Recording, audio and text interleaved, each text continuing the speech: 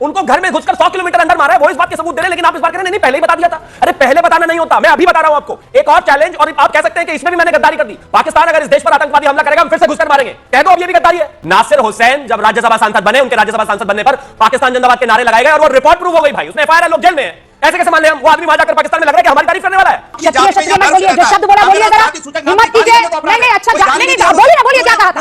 I challenge you to repeat what he said. Anurag Bhadauria, what a shame, आपको ना आपको तैयारी करके आना नहीं है, कुछ भी बोल देना है। दीपिका जी, आपका बात करने का तरीका मुझे समझ नहीं आता। आप जैसे ही हम बोलने लगते हैं आप हमें टोक देते हैं। आप हमारी टीचर नहीं लगी है। मैं टीचर नहीं हूँ, एंकर हूँ। जर्नलिस्ट सवाल पूछूंगी, सर मुझे ये बताइए व्हाट इज दिस। ना मैं ईगो की बात ही नहीं कर रही हूं, I am not here to fight ego battle sir. और आपसे तो कतई नहीं, आपसे तो कतई नहीं। जो 99 में अपने ईगो को खुश कर दे, उससे तो मैं बिल्कुल फाइट नहीं करना चाहती। 2 मिनट में एक्सपोज, 2 सवाल मुझे पूछ लिए तो इनकी जबान इधर उधर लड़खड़ाने लगी, मुर्गा बना दिया, ये बना दिया। अरे देश के बारे में बात कर रहे हो, ज्यादा शौक है क्या पाकिस्तान का माउथपीस बनने की? दोस्तों नमस्कार, स्वागत है आप सभी का। आप देख रहे हैं एसके डिबेट। ऑपरेशन सिंदूर अभी खत्म नहीं हुआ है, सिर्फ स्थगित हुआ है। देश की सेना और सरकार इसके अगले स्टेज की तैयारी कर रही है। पहलगाम आतंकी हमले के बाद राहुल गांधी ने कहा था कि हम इस मुद्दे पर भारत सरकार और सेना के साथ खड़े हैं। आज वही राहुल गांधी ऑपरेशन सिंदूर पर सबूत मांग रहे हैं। राहुल गांधी बोल रहे हैं कि सरकार को बताना चाहिए कि इस ऑपरेशन में हमने कितने एयरक्राफ्ट खोए हैं। राहुल गांधी अपने इन्हीं बयानों की बदौलत पाकिस्तान की मीडिया में छाए हुए हैं।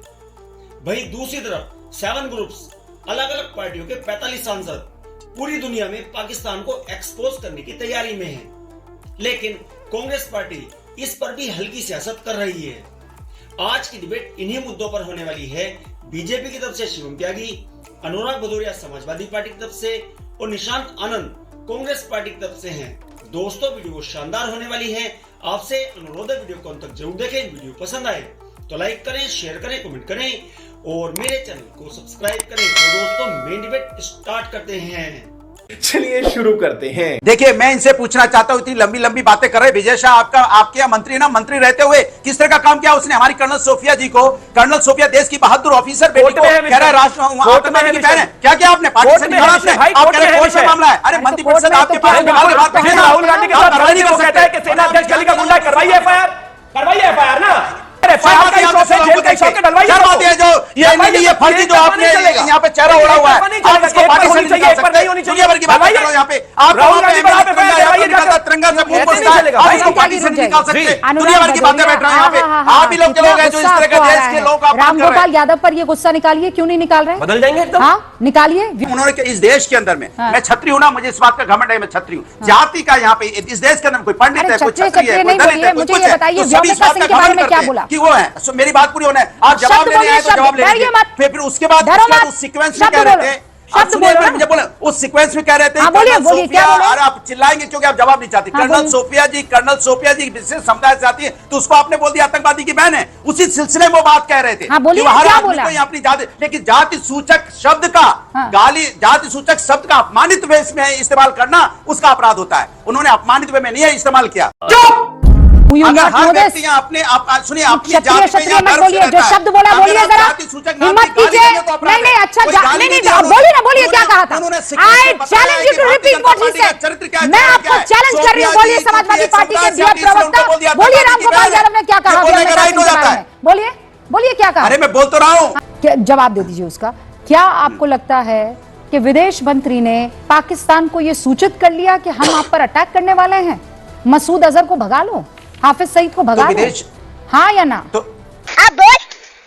तो क्या ये जिम्मेदारी विदेश मंत्री जी की नहीं होती है? उनको लग रहा है कि हमने जो कहा है या जो समझा जा रहा हो हमने नहीं कहा है तो बुला लीजिए ना ऑल इंडिया। अरे भाई आपको ये पता नहीं है क्या? आपको पता नहीं है चिड़ क्यों है? आपको इतनी चिड़ क्यों है? एक्सटर्नल अफेयर्स की स्टैंडिंग कमेटी को बाकायदा मिस्री साहब ने कल सूचित कर दिया है।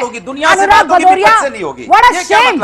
आपको ना आपको तैयारी करके आना नहीं है, कुछ भी बोल देना है। गजब बेइज्जती है। ये क्या सही वक्त था इस तरीके के सवाल उठाने का, जब पाकिस्तान में आपके पार्टी के लीडर सुर्खियां बटोरे, जब आपके पार्टी के लीडर के लिए दुआएं की जाए कि ये आदमी आ जाए ना तो बड़ा आनंद आएगा। मैं सवाल पे आता हूं जो आज हमारा देश पूछना चाहता है। सबसे पहले हमने भी कहा प्रेस कॉन्फ्रेंस में कि जयशंकर का बयान हमने भी देखा और पाकिस्तान मीडिया ने भी दिखाया कि वो तो कह रहे हैं कि हमने पहले इन्फॉर्म कर दिया था। फिर हमने जब सवाल पूछा कि अगर ये सही है तो पूंछ में जो पूंछ में प्रधानमंत्री और मेरे देश के विदेश मंत्री के लिए इतना तुच्चा पोस्टर जो आपने यहाँ पर ट्वीट किया है, पोस्ट किया है एक्स पर, you think this is a wonderful thing? हाँ, वो भी इस टाइम पर डॉक्टर साहब जब देश अभी कह रहा है कि ये सब ये होल्ड पर है, ऑपरेशन सिंदूर अभी जारी है, and this is what you do. देखिए रूबिका जी, जैसे ही मैं बीजेपी के बारे में कुछ कहता हूं आप मुझे इंटरप्ट मत करिए। मुझे 60 सेकंड दीजिए, मैं पूरी डिबेट में आपके कहने पे स्टार्ट और स्टॉप करूंगा, लेकिन पहले 60 सेकंड मुझे अपनी बात कहनी चाहिए। आपको मैंने अभी पहली दफा टोका है, यहाँ बैठे शिवम त्यागी 500 बार टोक चुकी उनको। डू नॉट गिव मी ज्ञान एंड सर्मन्स हियर। जो सवाल पूछिए उसका डॉक्टर साहब जवाब दीजिए, ये क्या है? What is this? जनाब स्पीक लाउडली, क्या कह रहे हैं आप? मेरे देश का प्रधानमंत्री और मेरे देश का विदेश मंत्री, यानी आपके भी विदेश मंत्री, आपके भी प्रधानमंत्री देश के गद्दार हैं वो। रूबिका जी, आपका बात करने का तरीका मुझे समझ नहीं आता। अच्छा आप जैसे ही हम बोलने लगते हैं आप हमें टोक देते हैं। मैं सबको टोकती हूं, ये मेरा तरीका है। आप हमारी टीचर नहीं लगी हैं। मैं टीचर नहीं हूं, एंकर हूं, जर्नलिस्ट हूं। सवाल पूछूंगी सर, मुझे ये बताइए व्हाट इज दिस? आप इंटरप्ट मत करिए 60 सेकंड। ईगो इतनी शॉर्ट लिव नहीं होनी चाहिए कि हर बात बुरी लगे। जैसी कुछ बोलने, मैं ईगो की बात ही नहीं कर रही हूं। I am not here to fight ego battle sir, और आपसे तो कतई नहीं, आपसे तो कतई नहीं। जो 99 में अपने ईगो को खुश कर दे, उससे तो मैं बिल्कुल फाइट नहीं करना चाहूंगी। शॉर्ट लिव ईगो यही होती है कि जैसी कोई कुछ बोले get on the point, let's get on the insult करो। You tell me one thing, insult ये हो रही है जो आप अभी कर रहे हैं, ये जो दिख रहा है ना मुझे पवन खेड़ा जी को। आप कांग्रेस को बताएंगी, आप राहुल गांधी को बताएंगी कि देश में वो प्रवक्ता बन जाते हैं। आप मोदी जी को नहीं बताएंगी? मोदी जी को भी कुछ सिखा दीजिए। अभी जो उन्होंने ऑपरेशन सिंदूर किया उसमें क्या सिखाऊंगी? जिस ट्रम्प के लिए मोदी कहता था my friend Donald Trump, howdy Modi, उसने मुर्गा बना दिया ना। चड्ढा समझाओ इसे, समझाओ। उसने भेजे 2 हवाई जहाज हाथों में बेड़िया बांध के। मोदी जी ने कुछ कहा? क्या मुर्गा बना? ये भाषा बहुत गलत है। प्लीज, यही तो प्रॉब्लम है। अब अगर इस पर मैं बोलूंगा तो रूबिका जी आप बोलेंगे ये भाषा ठीक है क्या? 2 मिनट में एक्सपोज 2 सवाल इनसे पूछ लिए तो इनकी जबान इधर उधर लड़खड़ाने लगी। मुर्गा बना दिया, ये बना दिया। अरे इस देश के बारे में बात कर रहे हो, ज्यादा शौक है क्या पाकिस्तान का माउथपीस बनने की? उनके टीवी चैनल्स पर ही जाकर डिबेट कर लो। अगर इस देश के प्रधानमंत्री को इस देश को गाली देनी है तो ऑपरेशन सिंदूर में प्रॉब्लम है, ऑपरेशन सिंदूर के नाम से प्रॉब्लम है, जेट्स कितने गिराए ये पता करना है, देश का नुकसान हुआ ये पता करना है, छुटपुट घटना हुई ये पता करना है। हद हो गई भाई, इतना ही शौक है पाकिस्तान का माउथपीस बनने का तो बन जाओ जाकर, बन जाओ ना जाकर भाई। ये डोनाल्ड ट्रम्प आप ही का रिश्तेदार होगा, आप ही के कोई जानने वाला होगा भाई, इधर कुछ नहीं है। जब सबसे पहले ऑपरेशन सिंदूर से पहले स्थितियां इस देश के सामने आई, हमने ऑल पार्टी मीट बुलाकर सभी को जो है एड्रेस किया। इसके अलावा इस देश के डीजीएमओ ने 2 बार एड्रेस किया, इसके अलावा फॉरेन सेक्रेटरी ने एड्रेस किया, इसके अलावा इस देश के प्रधानमंत्री ने 2 बार एड्रेस किया। बावजूद उसके विपक्ष को आज भी लगता है कि जो डोनाल्ड ट्रम्प कहता है वो सही है, लेकिन इस देश का डीजीएमओ जो कहता है वो बिल्कुल गलत है। तो यानी कि आप किसके हाथ में खेल रहे हैं, आप तय करें। दूसरी एक और चीज मैं कहना चाहता हूं, जहां तक बात पाकिस्तान से आतंकवाद से लड़ने की है, आप भी ऑल पार्टी मीटिंग में थे, क्या किसी को पता था टारगेट कौन होने वाला है, क्या होने वाला है, कैसे होने वाला है? कमाल बात हो गई, ये किसी को भी नहीं पता है। उनको घर में घुसकर 100 किलोमीटर अंदर मारा है, वो इस बात के सबूत दे रहे हैं, लेकिन आप इस बार कह रहे हैं नहीं पहले ही बता दिया था। अरे पहले बताना नहीं होता, मैं अभी बता रहा हूं आपको। एक और चैलेंज, और आप कह सकते हैं कि इसमें भी मैंने गद्दारी कर दी। पाकिस्तान अगर इस देश पर आतंकवादी हमला करेगा हम फिर से घुसकर मारेंगे, कह दो अब ये भी गद्दारी है। अरे किसी को पता था क्या कहां मारने वाले हैं, कैसे मारने वाले हैं? ये ऑपरेशंस क्या मतलब, क्या मीडिया में चलने वाले ऑपरेशंस हैं कि हम किसको टारगेट कर रहे हैं, क्या टारगेट कर रहे हैं? क्या राहुल गांधी को पता था कि हम कहां टारगेट करने वाले हैं? गजब बात हो गई। बहुत सीधी बात है, हमारा स्टैंड क्लियर है। आतंकवाद जितनी बार भी इस देश में होगा, हम आतंकवादियों को उतनी बार ही उनके घर में घुसकर मारेंगे। और रही बात हिंदुस्तान और पाकिस्तान के प्रधानमंत्रियों की और देशों की, दोनों बराबर नहीं है, बिल्कुल नहीं है। लेकिन आपने जो इस देश का सर झुकाया था 2008 में, ना जवाब देकर उनको, यह देश कभी भूलेगा नहीं। असीम मुनीर से आप कैसे तुलना कर सकते हैं लीडर ऑफ ऑपोजिशन के इस देश की? मुझे लगता है सबसे बेहतरीन निर्णय है ये, और मैं कहीं ना कहीं मानता हूं इससे बेहतर कंपैरिजन हो नहीं सकता। देश खुद देख ले, तथ्य देख ले, और उसके आप बाद अपने आप तय कर ले कि कौन किसके जैसा है और कौन किसके लिए बैटिंग कर रहा है। मतलब सबसे पहले देश को बांटा। जब गांधी जी ने कहा कि देश का बंटवारा मेरी लाश के ऊपर से होगा, उसको बांटा। उससे मन नहीं भरा, पीओके दे दिया। उससे मन नहीं भरा, परमाणु बनाने की तकनीक देने की पेशकश कर दी। उससे मन नहीं भरा, आतंकवादी हमलों को जस्टिफाई करने लगे। उससे मन नहीं भरा, ओसामा जी।